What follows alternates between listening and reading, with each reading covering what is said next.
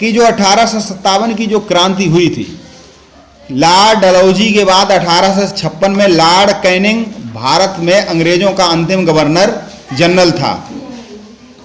1857 की क्रांति क्यों हुई, तो इसके कई कारण थे। आर्थिक कारण, राजनैतिक कारण, सैन्य कारण, लेकिन सामाजिक कारण, सामाजिक एवं धार्मिक कारण। तो आज हम बात करेंगे राजनैतिक कारण कौन कौन से थे, यानी कि ऐसे कारण कौन थे जिसने राजाओं को प्रभावित किया, जिसके कारण ये क्रांति हुई। तो उस समय क्या था कि उस समय मुगल बादशाह जो कि देश की एकता के प्रतीक थे और अंग्रेजों के तत्कालीन मुगल सम्राट बहादुर शाह जफर के साथ अपमानजनक व्यवहार किया गया।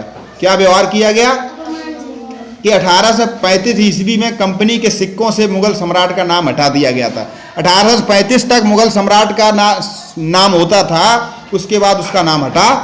तो ये जैसे कि हमारा अशोक चिन्ह है, अगर उसको हटा दें तो हमको बुरा लगेगा, कोई नई सरकार कोई नया शासक आ जाए, इसी तरीके से ये बुरा लगा। दूसरी बात, लॉर्ड डलहौजी की विलय नीति, और विलय नीति के तहत क्या था कि जो राजा थे वो उनका अस्तित्व संकट में आ गया था। इसके अंदर ये था कि अगर किसी का अपना पुत्र नहीं है, ठीक है, तो उसके राज्य को अंग्रेज अपने अंदर विलय कर लेंगे अपने शासन में।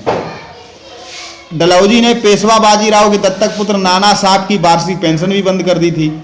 नाना साहब तथा अन्य राजा अंग्रेजों कट्टर शत्रु हो गए। सतारा, झांसी, नागपुर जैसे जो राज्य थे उनका अस्तित्व संकट में आ गया। क्यों? क्योंकि इनके यहाँ इनका रानी, झांसी की रानी का अपना पुत्र हुआ था, वो मृत्यु हो गई, फिर उन्होंने दत्तक पुत्र लिया।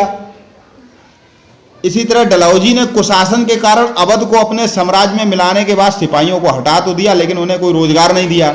और क्या किया कि जो सैनिक थे, शासन जैसे राज्य को तो मिला लिया, और जो उनके सैनिक उनको हटा दिया और उनको कोई रोजगार भी नहीं दिया। अंग्रेजों द्वारा जमींदारों तथा तालुकेदारों को भूमि का मालिक बनाया गया और उन्हें मनमाने लगान वसूलने की छूट दे दी गई। जमींदारों से कह दिया गया तुम जितना चाहो उतना लगान वसूलो किसानों से, इससे किसान भड़क गए। ब्रिटिश न्याय प्रणाली भारतीय कानून की अनदेखी करती थी। ये प्रणाली भारतीयों के लिए बड़ी खर्चीली, पेचीदी और लंबी प्रक्रिया वाली थी, यानी कि जो कोर्ट जो न्याय व्यवस्था थी वो महंगी हो गई थी। क्यों? क्योंकि ये वो अपने हिसाब से चलाते थे। इसके अलावा भारतीय शासन में ऊंचे पद प्राप्त नहीं कर सकते थे भारतीय शासन में, क्योंकि अंग्रेजों का शासन था। उनकी योग्यता का आदर नहीं होता था, जिससे भारतीयों के बीच अविश्वास व असंतोष बढ़ता गया और अंग्रेजों द्वारा लगाए गए तमाम तरह के बंधन और अपमान भारतीयों के लिए असह्य हो गए।